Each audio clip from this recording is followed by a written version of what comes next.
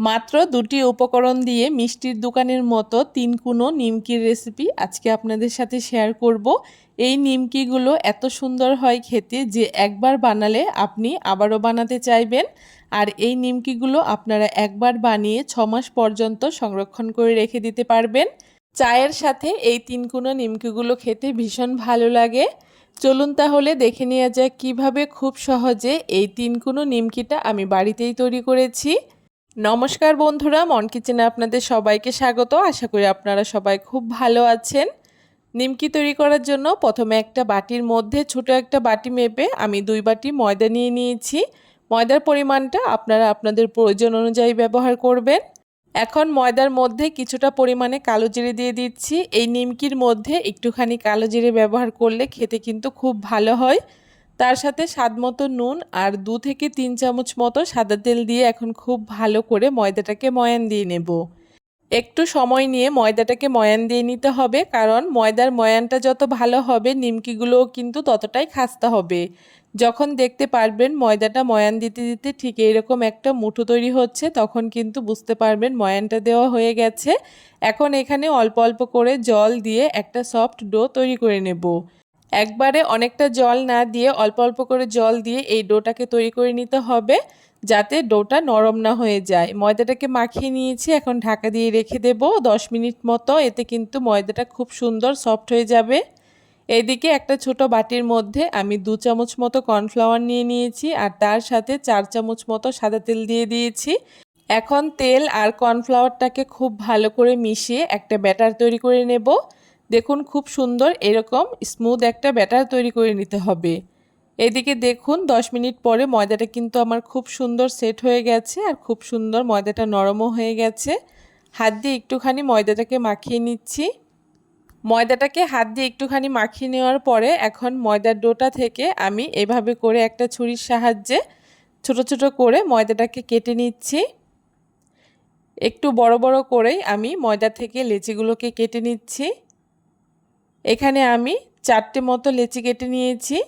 এখন এক একটা করে লেচি নিয়ে হাতের সাহায্যে খুব ভালো করে একটুখানি গোল্লা পাকিয়ে নিচ্ছি। আপনারা চাইলে কিন্তু লেচিগুলোকে ছোট করেও বেলে নিতে পারেন, তবে একটু বড় করে নিলেই কিন্তু লেচিগুলো খুব সুবিধে হয়। এখন এই লেচিগুলোর উপরে বেশ পরিমাণে একটু ময়দা দিয়ে নিচ্ছি। একটু বেশি পরিমাণে ময়দা দিলে কিন্তু খুব সুন্দর বেলা হবে রুটিটা। এখন বেলনির সাহায্যে খুব ভালো করে রুটিটাকে একটু গোল করে বেলে নিচ্ছি। খুব বেশি পাতলা করে বেলার প্রয়োজন নেই, একটু মোটা করেই কিন্তু এই রুটিটাকে আমি বেলে নিচ্ছি। রুটিটা খুব ভালো করে বেলে নেওয়া হয়ে গেছে। এখন আগে থেকে যে কর্নফ্লাওয়ার আর তেলের ব্যাটার তৈরি করেছিলাম সেখান থেকে মোটামুটি 2 চামচ মতো ব্যাটার এখানে দিয়ে দিচ্ছি।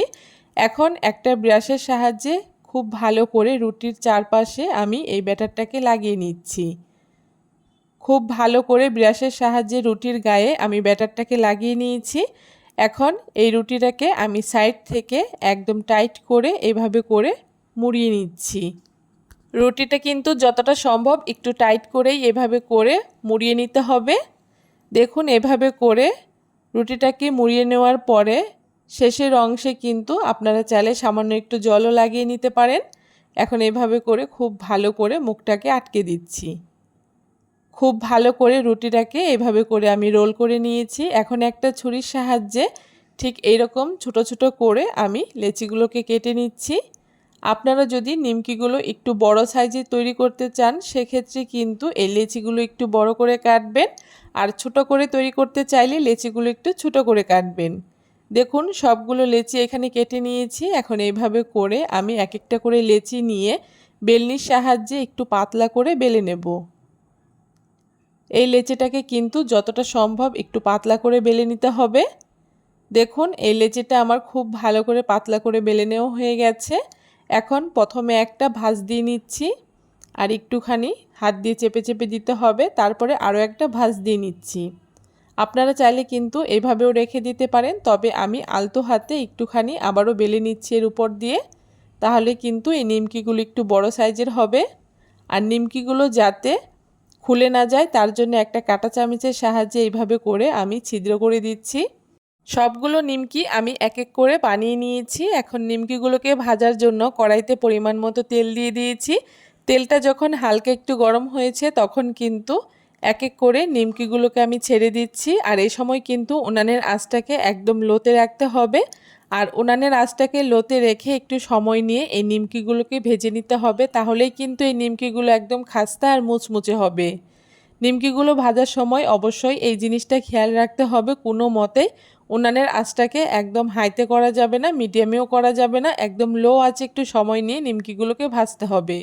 মাঝে মাঝে কিন্তু নিমকিগুলোকে একটুখানি এভাবে করে উল্টে পাল্টে দিতে হবে, যাতে একটা পাশ বেশি কালার না হয়ে যায়।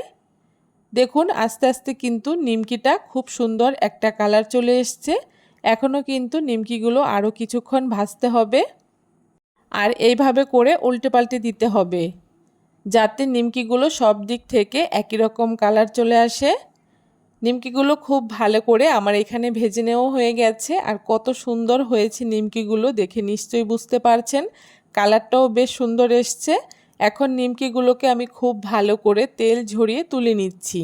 একই রকমভাবে বাকি নিমকিগুলোকেও আমি ভেজে নেব। দেখুন সবগুলো নিমকি এখানে আমার ভেজে নেওয়া হয়ে গেছে। আর নিমকিগুলো কতটা মুচমুচে হয়েছে, একটা নিমকি আমি আপনাদেরকে ভেঙেও দেখাচ্ছি। আপনারাও কিন্তু এখন খুব সহজে মিষ্টির দোকানের মতো এই 3 কোণো নিমকি তৈরি করে নিতে পারেন।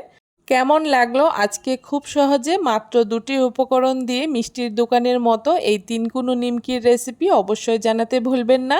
ভিডিওটা ভালো লাগলে সবার সাথে শেয়ার করে চ্যানেলটাকে সাবস্ক্রাইব করে দেবেন।